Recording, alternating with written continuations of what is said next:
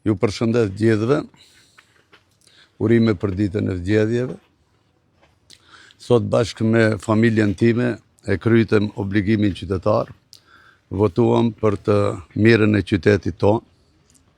Sot është një ditë e veçantë, ditë e bukur, ditë e rëndësishme. I ftoj të gjithë qytetarët të dalin të votojnë. Shpresojmë se të dalin masovikisht të votojnë për të ardhmen e qytetit të Gostivarit, edhe shpresojmë se sot në Gostivar do t'jete një fest e madhe për qytetarët e Gostivarit.